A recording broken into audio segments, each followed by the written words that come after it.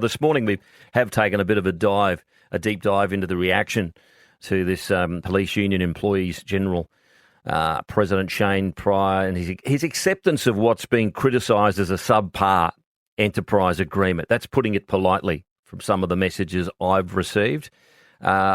Insulting, undervalued, poorly negotiated. My mailers at the rank and file are very unhappy. In fact, there's claims from a few of them.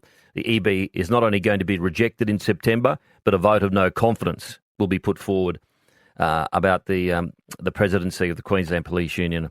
It's not going away anytime soon. I don't think. Joining us now is a man with over 28 years policing experience, and he's now a criminologist with Bond University, Professor Terry Goldsworthy.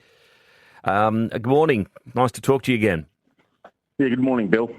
Mr. Pryor doubled down this morning on 4BC Breakfast. He's adamant this is a great deal. I'll play this for you. Here's what he had to say.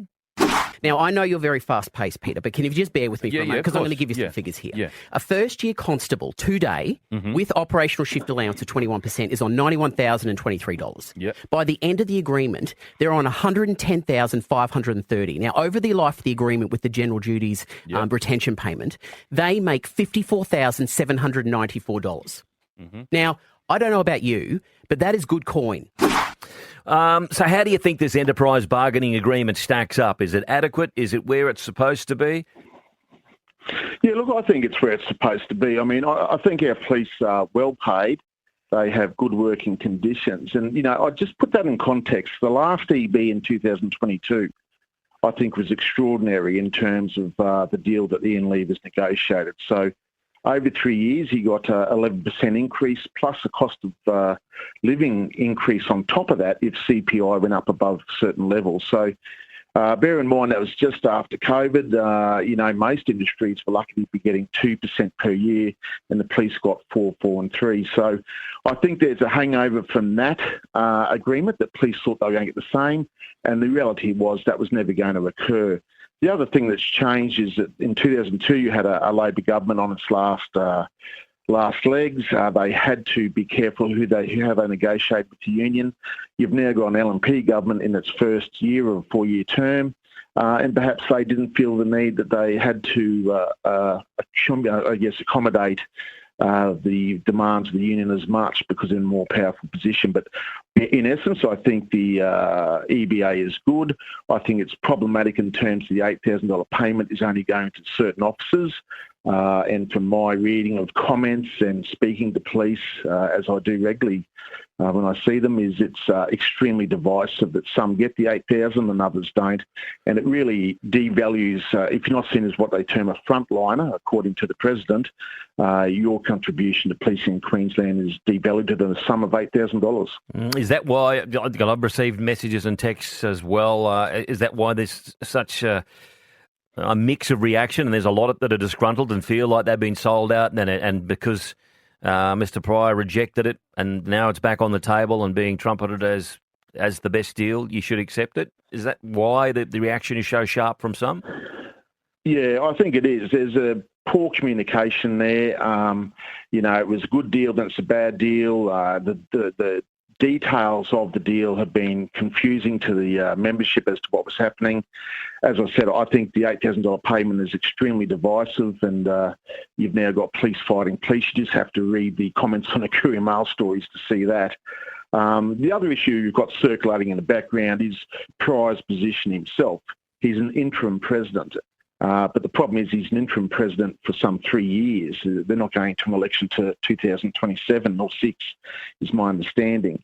And a lot of people want a vote held now. And I think that may come to a strong push, and he may find himself going to an election much sooner than he thought. So you're hearing the same thing that's been suggested to me, that there'll be a no confidence motion put forward? Yeah, look, I have heard those kind of things. Many people are dissatisfied with his leadership that I've spoken to. You know, I accept that general duties is a large part of policing, But, some of the other people out there, scenes of crime who go to horrific events every day of their shifts, don't get the $8,000 fee. People in child abuse sections who deal with horrendous things don't get the $8,000 payment. So you've got that issue. You've got dissatisfaction with the actual deal itself, even though I think it's quite reasonable. The fact he's an interim president, there wasn't an election held. I think all that's going to come together, coalesce, and you will see an election for the president taking place sooner than later. And to be trying to balance it up as best we can, would it be a difficult situation to be trying to, as I said earlier, to be dealing with the government? Obviously, there's economic constraints after inheriting from the previous government. You got the teachers' union, we've got the nurses' union, and the police union, all with their hands out, wanting as much as they can get. Would it be a difficult negotiation? Yeah, I think it would be. I think the new government came in with a mandate. They had a fairly good election result. And they'd be sitting there going, well, we'll be fair with you, but we're not going to be over the top. And as I said, I think the previous EB was extraordinarily beneficial, and more than most people would expect. So there was, I guess, a hangover that police were probably expecting to get the same again.